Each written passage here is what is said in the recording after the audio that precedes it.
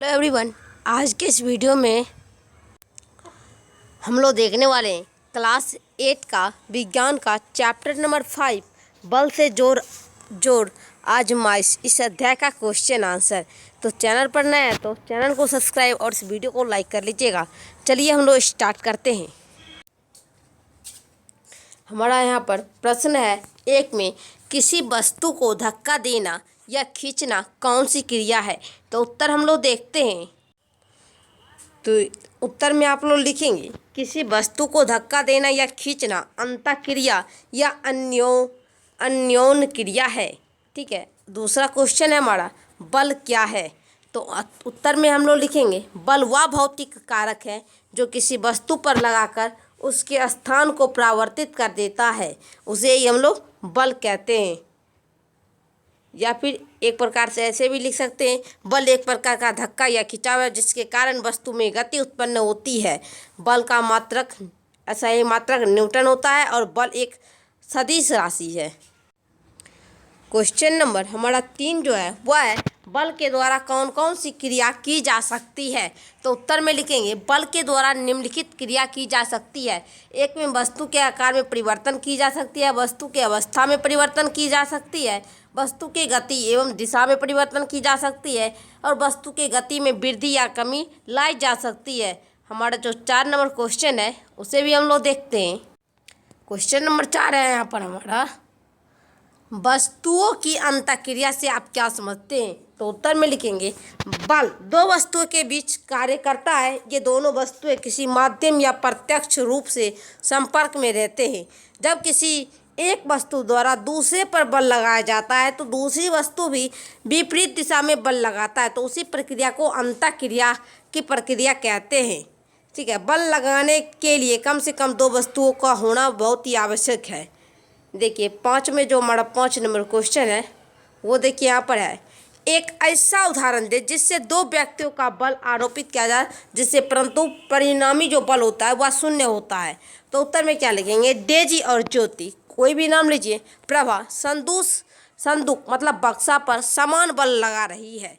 वस्तु विपरीत दिशा में संदूक पर बैठी शिरोमणि कुमारी एवं संदूक स्थान में कोई परिवर्तन नहीं होता, यानी दोनों बहन के द्वारा लगाया गया बल परिणामी शून्य है। मतलब एक मानिए ये बक्सा है और इधर से भी ये बल लगा रहा है और इधर से भी ये बल लगा रहा है, पर ये वस्तु जो है यहीं से यहीं ही स्थिर है, तो इसे ही हम लोग कहते हैं परिणामी बल। 6 नंबर क्वेश्चन समझते हैं। क्वेश्चन नंबर 6 जो है वो है हमारा यहाँ पर, रस्साकशी के खेल में 2 दलों द्वारा बल किस दिशा में लगाया जाता है। तो उत्तर में लिखिए रस्साकशी के खेल में 2 दलों द्वारा विपरीत दिशा में बल लगाया जाता है, विपरीत दिशा में। आगे देखते हैं। 7 नंबर क्वेश्चन है यहाँ पर हमारा, संपर्क और संपर्क बल के प्रकारों को स्पष्ट करें। तो देखिए संपर्क बल एवं असंपर्क बल के प्रकार। तो उत्तर में लिखेंगे वैसी स्थिति जिसमें 2 पिंडों प्रत्यक्ष रूप में संपर्क में हो या किसी वस्तु के माध्यम में संपर्क में हो तो दोनों वस्तुओं के बीच लगने वाला बल को संपर्क बल कहते हैं। जैसे कुली के द्वारा उठाया गया वजन, संदूक को धक्का देना। ठीक है। तो संपर्क बल जो होता है वह होता है 2 प्रकार का, पेशिया बल एवं घर्षण बल। वैसी स्थिति जिसमें प्रत्यक्ष में संपर्क में ना हो और ना किसी वस्तु के माध्यम से संपर्क में हो तो दोनों वस्तुओं के बीच लगने वाला बल को असंपर्क बल कहते हैं। ये होता है हमारा, ये भी होता है हमारा 2 प्रकार के, गुरुत्वाकर्षण बल, चुंबकीय बल एक होता है और विद्युत बल। ठीक है, विद्युत बल। तो हम लोग आगे 8 नंबर क्वेश्चन देखते हैं। यहाँ पर जो हमारा 8 नंबर क्वेश्चन है वो कह रहा है, गुरुत्वाकर्षण बल, विद्युत बल एवं घर्षण बल से आप क्या समझते हैं। तो उत्तर में लिखेंगे ब्रह्मांड में सभी पिंड एक दूसरे पर अपने द्रव्यमान के कारण बल लगाते हैं जिसे गुरुत्वाकर्षण बल कहते हैं। गुरुत्वाकर्षण बल पृथ्वी का वह गुण है जिसके द्वारा एक दूसरे पिंडों को अपनी ओर आकर्षित करती है। पृथ्वी पर लगाया गया आकर्षण बल को गुरुत्व बल भी कहते हैं।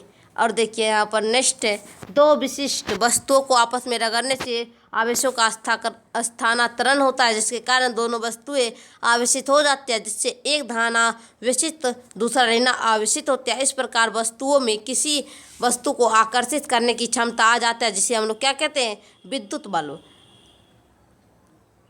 आगे है जैसे कंघा का बाल, कंघा को बाल में रगड़ने से कंघा कागज के टुकड़े को आकर्षित करने लगता है, तो उसी को ये हुआ हमारा विद्युत बल्ब का उदाहरण।